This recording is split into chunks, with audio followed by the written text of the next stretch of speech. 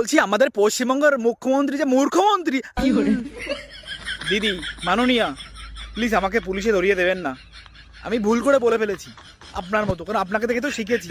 বলছি আমাদের দিদি মাননীয়া ভোটের আগে 21-এর আগে যে কত প্রতিজ্ঞা করেছিল, কত শপথ নিয়েছিল, কত আশ্বাস দিয়েছিল এই যুব সমাজদের জন্য, শিক্ষিত মানুষদের জন্য, কত কর্মসংস্থান দেবে, ডবল ডবল চাকরি দেবে। আগে প্রথমে ভিডিওটা দেখুন, এই ভাওতাবাজি কাকে বলে আগে শিখুন। আরো কাজ করে দেব, আরো উন্নয়ন করে দেব, আরো কর্মতীর্থ করে দেব, ডবল ডবল চাকরি হবে, ডবল ডবল শিক্ষা হবে, ডবল ডবল কাজ হবে। আর স্মল স্কেল ইন্ডাস্ট্রিতে 1.5 কোটি ছেলে মেয়ের কাজ করে দেবো, বাইরে যাবার কোনো প্রয়োজন নেই।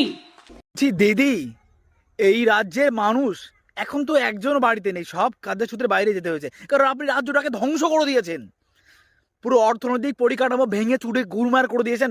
আপনাদের উন্নতি করেছেন, আপনি করেননি বলে ভুল, অনেক করেছেন, শুধু আপনার দলের নেতাদের তাদের পকেট পড়েছে, তাদের জেব পড়েছে। পরের ভিডিওটা দেখুন, এখনকার ভিডিওটা দেখুন, এখন আমাদের মাননীয় কি বলছেন। ভাই যখন কিছু নেই 1000 টাকা নাও, দুটো চায়ের কেটলি কেনো, ঘর থেকে কিছু চা কিনে তৈরি করো, আর বিস্কুট নাও, বউকে দিয়ে ঘুগনি তৈরি করে আনো, দেখো প্ল্যাটফর্মে গিয়ে দাঁড়াও, বাস স্ট্যান্ডে গিয়ে দাঁড়াও, এই টাকা তোমার কত দিনে কত টাকায় দাঁড়ায়। মাননীয় কিছু থাকবে কি করে, কিছু রেখেছেন আপনারা? সবই তো নিজেদের পেট ভরেছেন, পকেট ভরেছেন। আর বলছি মাননীয় সবই তো ঠিক আছে, ভালো একটা বিজনেস প্ল্যান দিয়েছিস, কিন্তু আমার তো বউ নেই, তাহলে আমাকে কে ঘুগনি রান্না করে দেবে?